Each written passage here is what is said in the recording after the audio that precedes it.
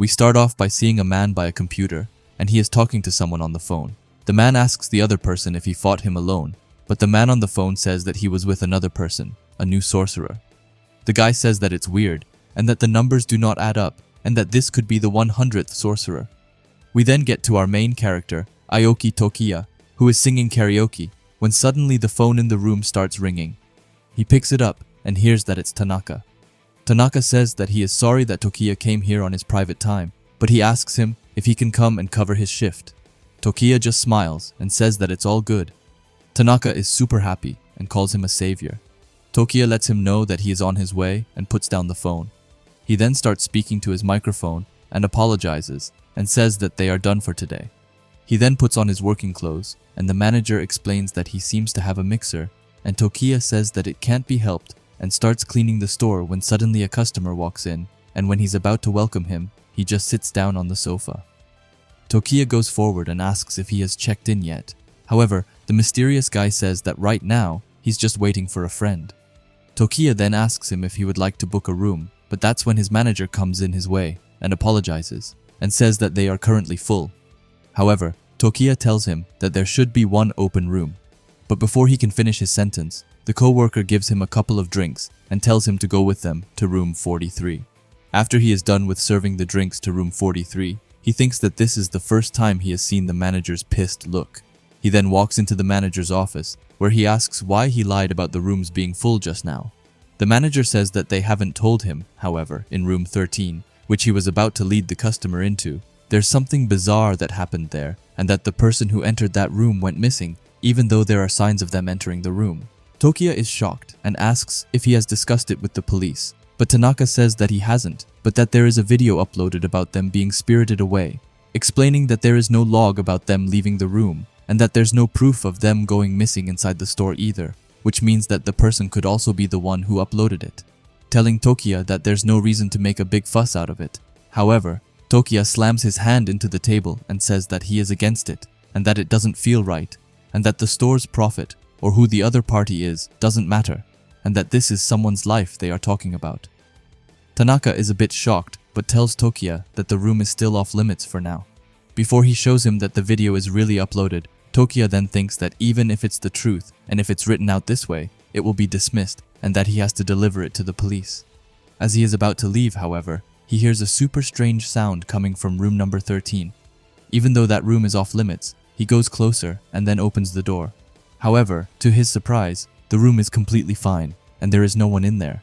We then get to the guy before who also has the same video and says that the store's name is also written, thinking that the uploader can't be identified, and that this phenomenon is definitely a specialized case, and that there's no choice but to investigate it, and that he has no choice but to simply wait here. Then another worker comes and lets him know that another room is ready for him, but right then, his eyes lights up as he can feel something. We then get back to Tokiya, who can hear something starting to howl. He goes into his bag and searches for his microphone while thinking that the howling is just getting louder and louder. Just then, some strange flying creature appears behind him, also known as a yukai. The yukai says that he isn't a girl. Tokiya can't believe his eyes, but the yukai then attacks Tokiya, which makes him fly away and also ends up flying out of the window. This catches the guy's attention from earlier, and he hears the window being broken, so he asks which room has a window, and the girl tells him that it's room 13, which is directly above them, and he then starts sprinting for all that he can towards room number 13. However, as he enters into the room, everything is totally fine. He starts to pick something up from his bag and thinks that they have already gone to the other side, and that he also needs to go there. Suddenly, the girl and the manager start running to catch up. However, as they have just arrived in the room, he's suddenly gone, but the manager doesn't look surprised, which is the most worrying part. We then get back to Tokiya, who's just fallen on top of a car. Tokiya can't believe his eyes, and he says that this can't be real. The yukai, on the other hand, looks annoyed, and he says that he has no use for Tokiya as he starts to prepare another attack directed towards Tokiya. But luckily, Tokiya manages to react just in time, and he jumps off the car and makes a faceplant into the ground. The yukai says that he wanted a girl, and not a boy, and he is frustrated, but just as he is having his little crash out, someone comes from behind him and says that there's one more guy here. Obviously, it's the mysterious guy from before who tries to shoot the yukai with some sort of laser weapon, but the yukai manages to get away. Tokiya is just surprised to see the customer from before here. The mysterious guy smirks at the yukai, who is mad that he has already caught up, and calls him that impudent sorcerer, meaning that they have some sort of history with each other. He tells him to eat this as he sends an air slash towards him. Tokiya screams at him to be careful. However, it's too late as the building is already starting to blow up. The yukai gets close and wonders if he is down. He can't see him and thinks that he has done it and that he is so insanely strong. But in reality, the other guy snuck to another window. He says that he's more aggressive than he thought and that the numbers are down by 5,000. He then jumps down from the building and runs towards Tokiya, asking if he is fine. He says that he is, and the other guy then tells him to come. Tokiya gets to him, and the mysterious guy explains that this place is somewhere only magicians and invited people are able to enter. Tokiya doesn't really understand and asks where they are, and he explains that this is the world of spells, another world where evil spirits reside.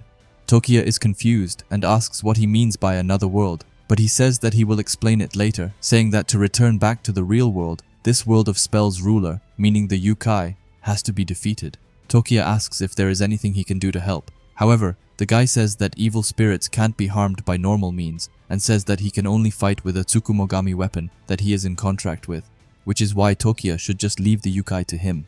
Tokiya gets mad because of this, and the other guy admits that he has courage, and that he has taken a liking to him, so he asks Tokiya for his name, which he tells him.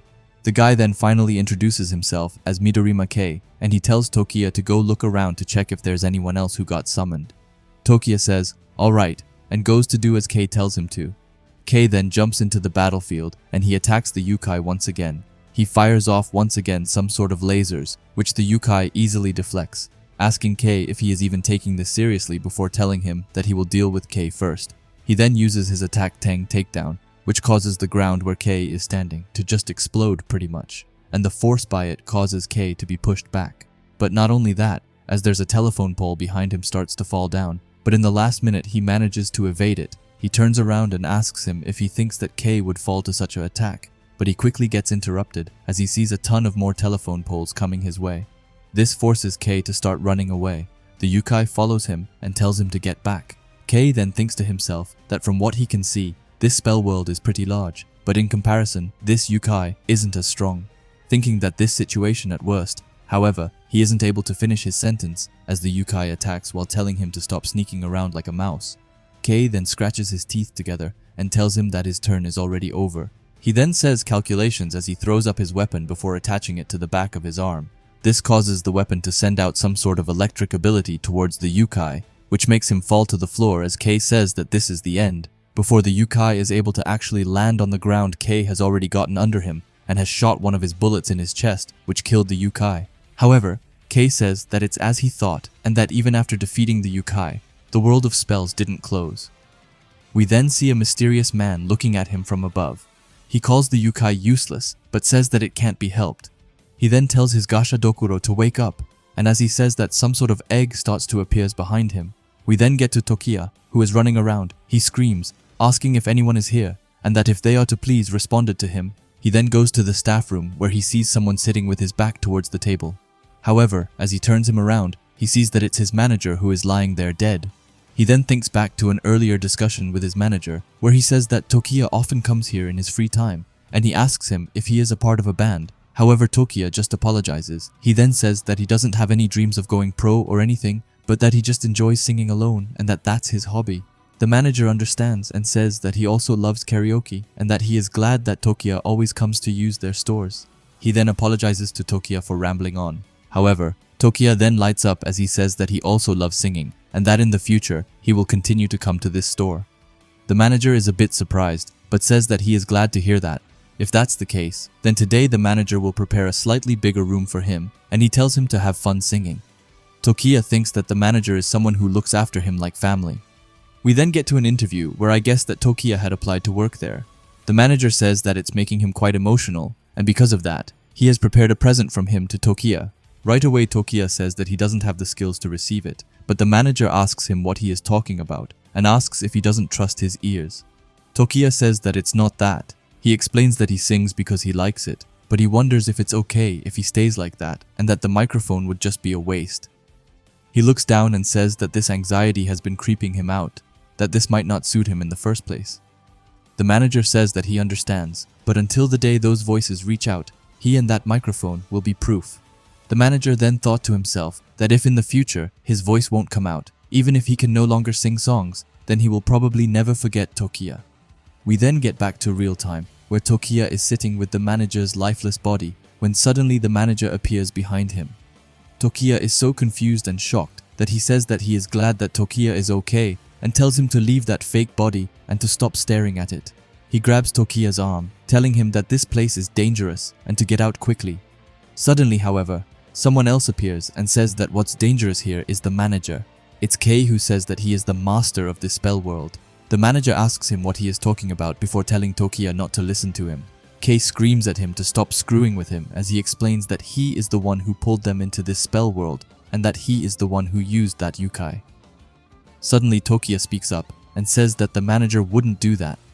Kei tells Tokiya not to be fooled so easily, saying that he isn't a kind person and that he can't guarantee that Tokiya won't get hit with the flow. But even then, Tokiya says that the manager he knows wouldn't do that, saying that he won't leave a mic by his feet. He won't call anyone that kind of person, and he wouldn't forget a person's name. He then asks the manager that if he is wrong to please call him Tokiya like he usually does. The manager's expression goes blank and he starts to laugh before saying that he found out, saying that he was almost fooled by a disguise and calls humans funny. Kei screams that he was right after all and that the manager is none other than Yako. Tokiya asks him what he did to the manager before he goes in to punch him, but just as he is about to punch him, a hand comes out of the wall. Yako says that it's Gasha Dokuro's time to shine, and the skeleton-looking screams and flicks away Tokiya with his fingers. Kei jumps behind Tokiya to take away some of the damage. Kei then rushes out again, and he sees Yako in Gasha Dokuro's hand as he tells her that she did well. Kei thinks that they might be in trouble as the dangerous one has arrived. Suddenly a stone is beginning to fall towards the manager, but Kei manages to react in time so he destroys the rock before it can hit the manager. Yako then asks him why he is protecting a corpse, and we then see that Gasha Dokuro is starting to attack Kei. Kei thinks that this is really bad as he can't dodge this, and Gasha Dokuro then slams Kei down towards the ground. Suddenly, Tokiya wakes up and he sees Kei lying helplessly on the ground. He thinks back to when Kei told him that evil spirits cannot be harmed through normal means and that you can only fight with a Tsukumogami weapon that you are contracted with.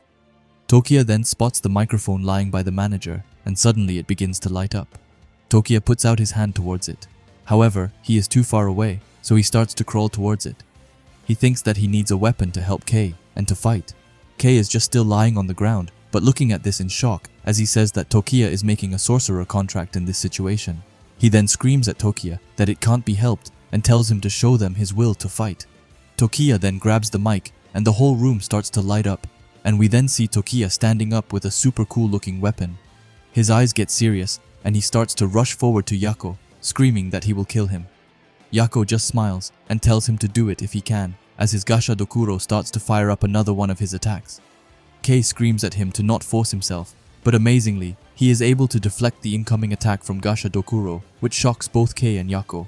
Yako then screams at Gasha Dokuro to protect, but that's when Kei uses his chance and fires an attack, telling Yako that he had his guard down.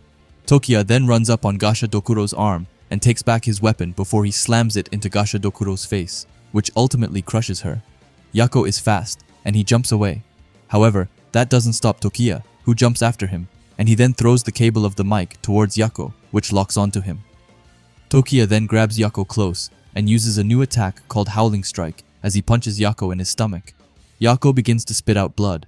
However, he then snaps back and tells him not to get conceited as he summons a fireball and punches Tokiya with it right in his stomach. Kei is unable to see anything as it's filled with smoke, but suddenly the Gasha Dokuro begins to go away and he runs into the smoke to look for Tokiya. However, he only finds Yako.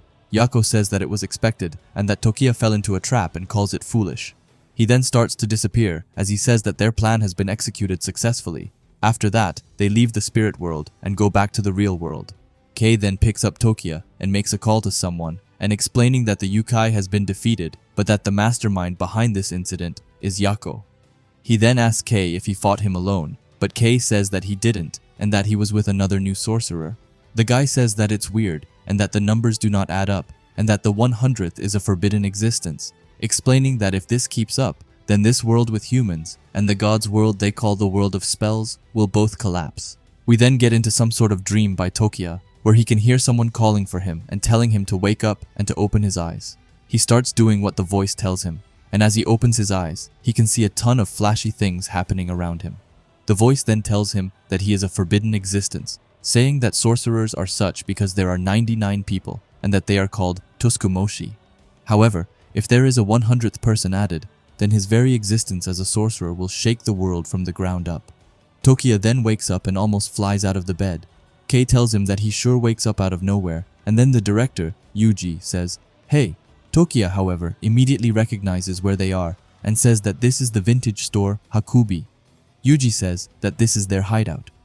Kei adds in and tells Tokiya that he's been asleep for a while, and Tokiya starts to freak out before he asks what the time is and where his stuff is.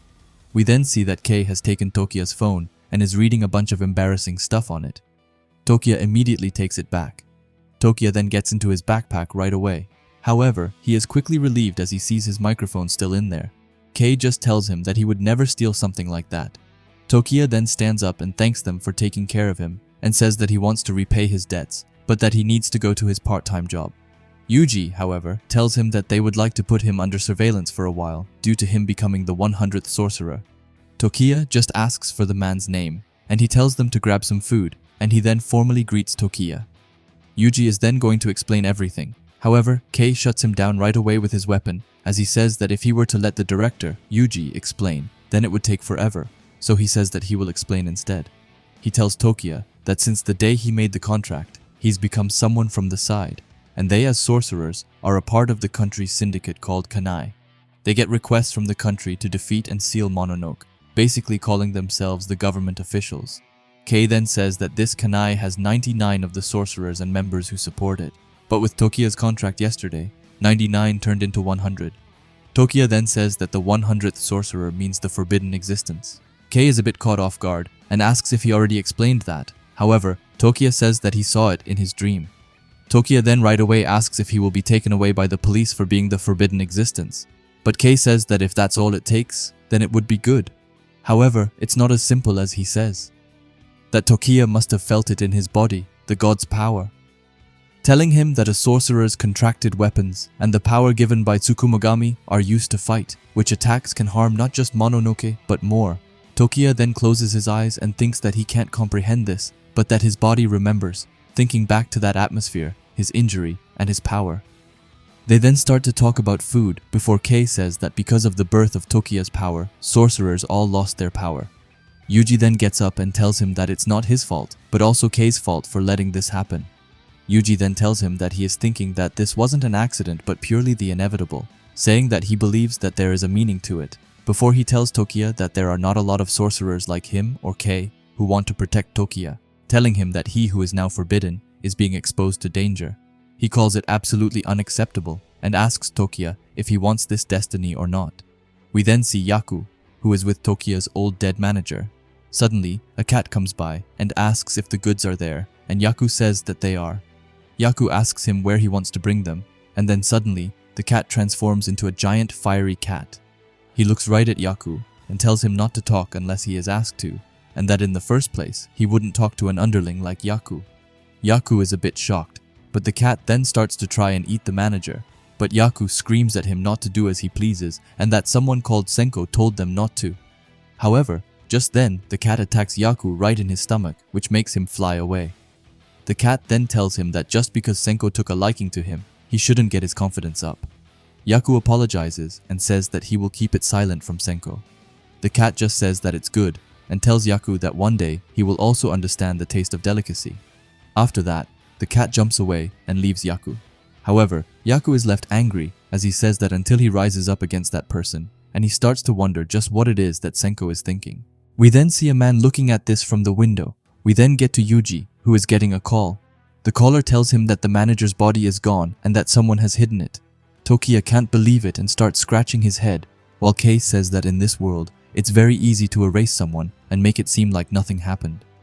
Yuji then calls on Tokiya and tells him that he cannot return to his old life if he gives his consent. However, he assures him that if he does, then Kei and Yuji will do their best to protect him. Kei, however, just thinks to himself that there's no such thing as consent, and that if he's left unprotected, then he will be killed, and that there's no answer, but yes. which is why he wonders just why Tokia hasn't said anything yet. Kei then gets mad and tells him that there's no use in hesitating and asks him if he doesn't think that he and Yuji are reliable. Yuji just tells him to calm down and that searching this much is pretty rare and that the organization is also sympathizing with Tokia, but Kei tells him that he is wrong. After that, we see someone going around spinning a lighter before he says that he can smell it. He then throws his lighter up and catches it, casually just aura farming a bit, before he then transforms it into a sword and goes to attack Tokia. Kei saw it happening and told Tokia to get down, and Kei throws the table against the mysterious man. Kei then jumps in front of Tokia and they enter a stalemate, and Kei says that he came earlier than he expected and calls him Endao. Endu just asks him why he doesn't just hand over the 100th sorcerer. We then get into a quick flashback where we see Endao getting a call and someone telling him that this is a job only he can do, and Endao tells them that it's an honor. They tell him about the importance of this task and tell him to complete it at all costs. Endao just gets a creepy smile as he says, "Gladly." Endu then asks what will happen if he fails this task, and the guy on the phone tells him that there's no need for him to know that. After all, there's no way that he will fail this mission, right? Endu says that they are right, and tells them to leave it to him to capture and arrest Tokia. We then get back to real time, where Kei says that, as usual, he's fast when it comes to these kinds of tasks, and he asks Endu how much he is getting paid for this assignment. However, Endu tells him that this isn't about money and not to lump him together with Kei. Yuji then speaks up and tells them to wait. He tells them that he is troubled and tells Endu that they have a proper door and asks why he couldn't get into it civilly before saying that there's something else that is bothering him, which is that surprise attacks are not fair.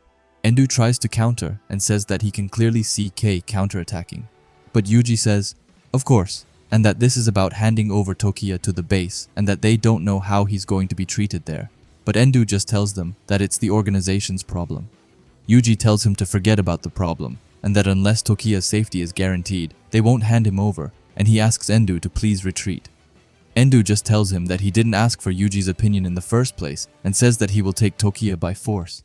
Yuji then screams at Kei that no matter what happens, he needs to protect Tokia and that it's the supervisor's orders. Kei tells him that even if he doesn't tell him, then he's got it as he gets away from Endo.